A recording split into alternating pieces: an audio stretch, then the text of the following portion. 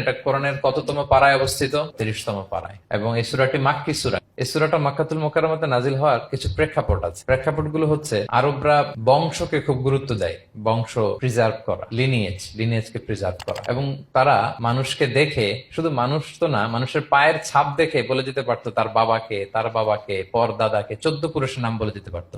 শুধু মানুষই না, মরুভূমির বালুতে উটের পায়ের ছাপ দেখে ওই উট কোন বংশের, ওই বংশের ওর নাম কি, ওর বাবার নাম কি, ওর দাদার নাম কি, 14 পুরুষ এরকম ছিল। এবং তারা দুজন মানুষকে যদি ঢেকে রাখা হয়, পায়ের একেবারে শেষের দিকের ছোট আঙ্গুল দেখে, এটাকে ইলমুল কিয়াফা বলে, ওই ছোট আঙ্গুলের শেপ দেখে ওরা বলে দিতে পারতো সে কোন বংশের, তার বাবার নাম কি, দাদার নাম কি, 14 পুরুষ। তারা এই লিনিয়েজকে প্রিজার্ভ করতো আর কি এইভাবে।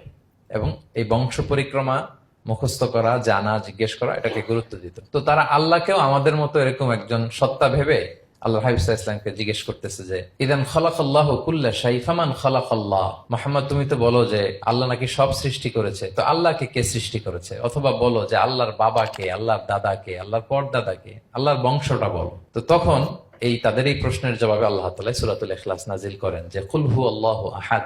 হে নবী, আপনি বলুন আল্লাহ হচ্ছেন এক, অদ্বিতীয়, ইউনিক, অ্যাবসলিউট।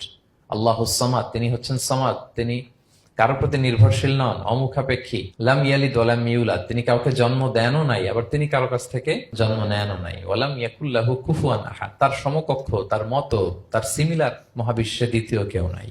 সুবহানাল্লাহ। এটা হচ্ছে শানে নুজুল, কোন প্রেক্ষাপটে নাজিল হয়েছে, এটা হচ্ছে একটা বর্ণনা। আরেক বর্ণনা এসছে, মক্কার মুশরিকরা জিজ্ঞেস করতে আরম্ভ করলো, ইয়া মুহাম্মদ, আমরা জানি মানুষ মাটির তৈরি, ফেরেশতারা নূরের তৈরি, মানে আলোর তৈরি, এরপর জিনেরা আগুনের তৈরি, আল্লাহ কিসের তৈরি? আল্লাহ তাআলার বাইয়িন লানা জিনসা রাব্বিক, তোমার আল্লাহর জিন্স বর্ণনা করো, কোত্থেকে আসছে, কি দিয়ে, কোন জিন্স থেকে, মানে কোন জিনিস থেকে তৈরি? তখন আল্লাহ তাআলা এই সূরাটা নাজিল করলেন, কুল হু আল্লাহু আহাদ আল্লাহুস সামাদ লাম ইয়ালিদ ওয়া লাম ইউলাদ ওয়া লাম ইয়াকুল লাহু কুফুয়ান আহাদ। এইভাবে অনেকগুলো বর্ণনা পাওয়া যায় যে এরকম এরকম প্রেক্ষাপটে যখন রাসূল